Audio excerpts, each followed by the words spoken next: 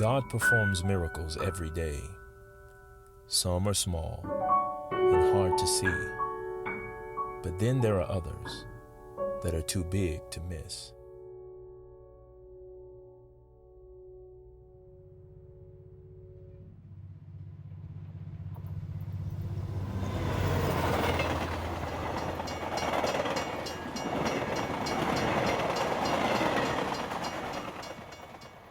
I've been asked by the Track African American Committee to open for Sinbad.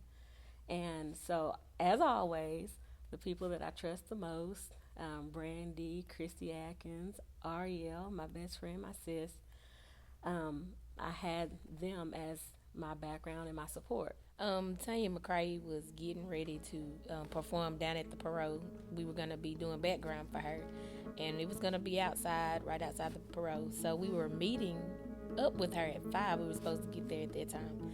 So I had got off work, and you know how us ladies are. My hair wasn't doing what I wanted it to do that day. So I had been texting Ara back and forth to work, and I was like, what we going to do to my hair? What we going to do to my hair? She was like, I'm going to bring some stuff with me. And that was it. I think the last time she texted me, she said, I'm on the way. And it was maybe like, I would say about 4:45-ish when she sent that message. Well, after a while, I got a little busy, and I was trying to make sure everything was in place and talking with the other musicians, but nobody showed up. So I kind of tried to contact Brandy and a couple other people to find out what was going on, but I didn't get a reply right away. And so honestly, immediately right then, because I know Arielle, I kind of wondered something is different about this time.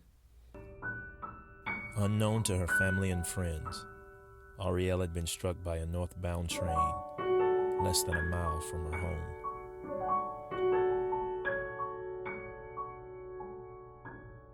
I did not know Arielle. I did not know her at the time. I was in my front yard when the accident happened. I was not looking that way, but I heard a sound and turned my head.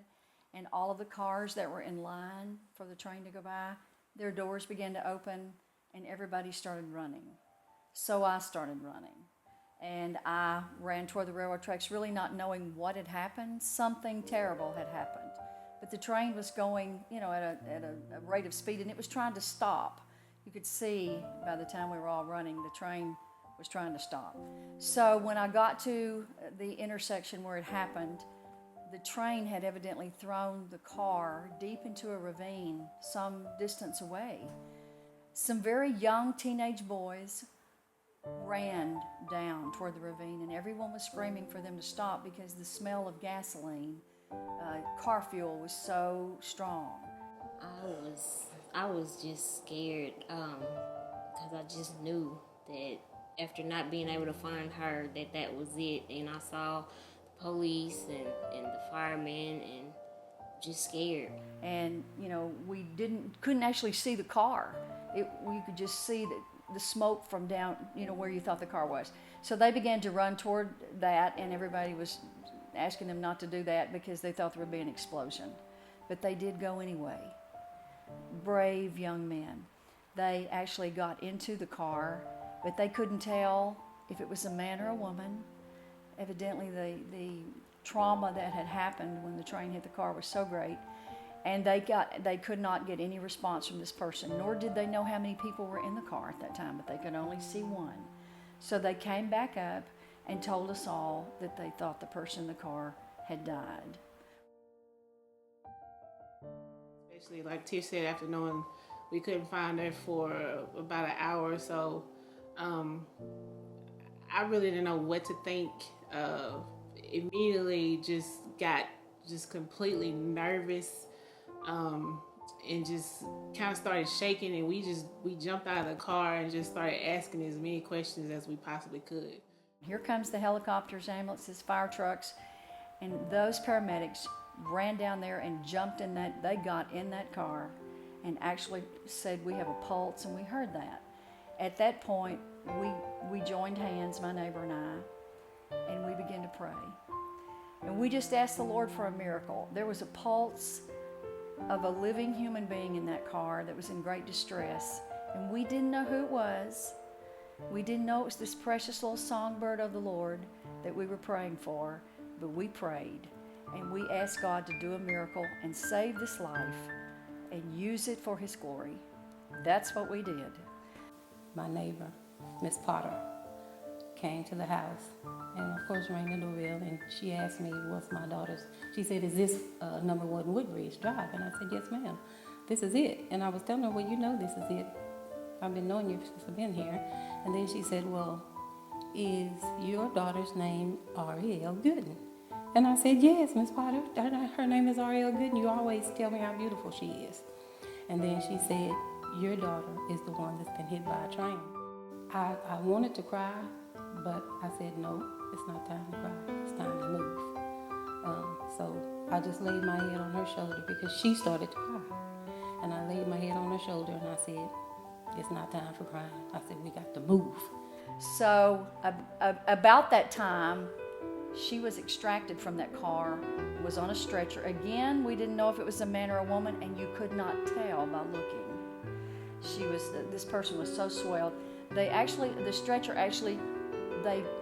put her under the train. The train was still, and they actually pushed her under the train, and the paramedics on the other side pulled her through, and on a helicopter she went. And we didn't know who it was at that point for sure. Arielle would be airlifted to LSU Medical Center in Louisiana with a deep laceration to her head that caused her brain to bleed and several fractured bones. But despite her critical injuries, everyone could sense the hand of God at work, performing the miraculous. I remember walking in the room, and it was my first reaction is, my sister's not going to stay there.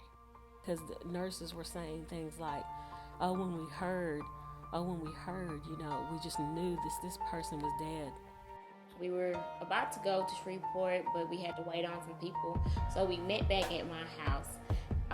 And as Adrian and I were pulling down my street, I just felt like a peace in my belly, like everything is okay.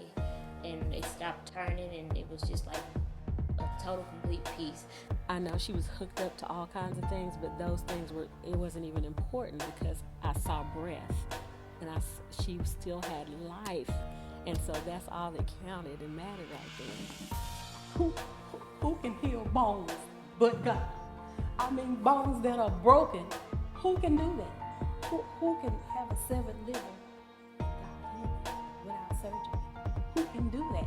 Nobody can do it. It not only showed me not necessarily just the power of prayer, but the power of agreement, because everyone believed in the same thing.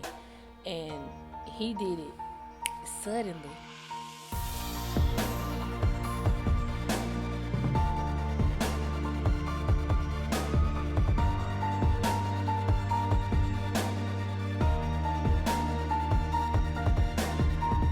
I would say that God is sovereign and that He is in control, and He knows what's coming next even when we don't.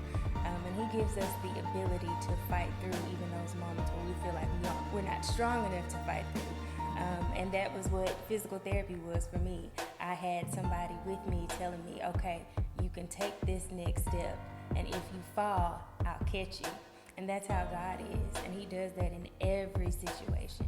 The other thing is, don't take anything for granted. And I know that we hear that all of the time, but we just never know how, intricately our bodies are made until one part is not able to function as well. And so that was my case. I used to run up and down the stairs all the time, not thinking about it. But after my accident, I wasn't able to walk up and down the stairs. I had to actually stay downstairs, and my mother had to help me do pretty much everything. So that was just an eye-opener. So now that I'm able to walk and run up and down the stairs, I'm very grateful for it. I really appreciate it. So the other thing is just to make sure that we're always taking things, we're not taking things for granted, and we're always appreciative for those things that we have. About 3 or 4 months later, when I heard that she had gotten home, I saw her mother out in the yard and actually stopped and said, I'd love to meet her. This beautiful girl, this beautiful woman with the most amazing spirit. And I looked at her and I said, you must have a destiny in God that cannot be explained, because nobody should have survived what happened to you. You've got to be praying because God hears our prayers. Sometimes we think He doesn't hear and that nothing is happening and you're just in a slow place or whatever, but He does. He hears every prayer and He answers them.